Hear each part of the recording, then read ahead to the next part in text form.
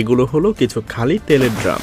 এই জাহাজগুলো কিন্তু ইলিগালভাবে ইন্টারন্যাশনাল সমুদ্র সীমায় আবর্জনা ফেলছে না, বরং তারা কিছু শাকসবজি এবং ফলমূলের পরিবর্তে দুবাইয়ের কিছু লোকাল লোকজনের সাথে এগুলো এক্সচেঞ্জ করছে। এই মুহূর্তে কিছু লোকাল লোকজন অনেক পরিমাণ ফলমূল নিয়ে এসেছে এবং বিনিময়ে তাদের কাছ থেকে 50টা খালি ড্রাম চাইছে। তবে তাদের এই নৌকাটা খুবই ছোট ছিল, যাতে মাত্র 14টা ড্রাম ধরে। তাই তারা বলে বাকি ড্রামগুলো সমুদ্রের পানিতেই ফেলে দিতে এবং পরবর্তীতে এগুলো তারা তাদের লোকাল লোকজন দিয়ে তুলে নিবে।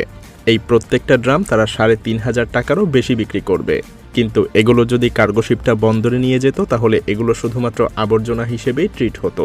উল্টো এই আবর্জনা ফেলার জন্য তাদের কাছ থেকে এক্সট্রা চার্জও নেওয়া হতো। তাই সেখানকার লোকজনের সাথে এই ড্রামগুলো এক্সচেঞ্জ করাটা কিন্তু একটা উইন উইন সিচুয়েশন বলতে পারেন। এগুলো হলো কিছু খালি তেলের ড্রাম। এই জাহাজগুলো কিন্তু ইলিগালভাবে ইন্টারন্যাশনাল সমুদ্র সীমায় আবর্জনা ফেলছে না, বরং তারা কিছু শাকসবজি এবং ফলমূলের পরিবর্তে দুবাইয়ের কিছু লোকাল লোকজনের সাথে এগুলো এক্সচেঞ্জ করছে। এই মুহূর্তে কিছু লোকাল লোকজন অনেক পরিমাণ ফলমূল নিয়ে এসেছে এবং বিনিময়ে তাদের কাছ থেকে 50টা খালি ড্রাম চাইছে। তবে তাদের এই নৌকাটা খুবই ছোট ছিল, যাতে মাত্র 14টা ড্রাম ধরে। তাই তারা বলে বাকি ড্রামগুলো সমুদ্রের পানিতেই ফেলে দিতে এবং পরবর্তীতে এগুলো তারা তাদের লোকাল লোকজন দিয়ে তুলে নিবে। এই প্রত্যেকটা ড্রাম তারা 3,500 টাকারও বেশি বিক্রি করবে।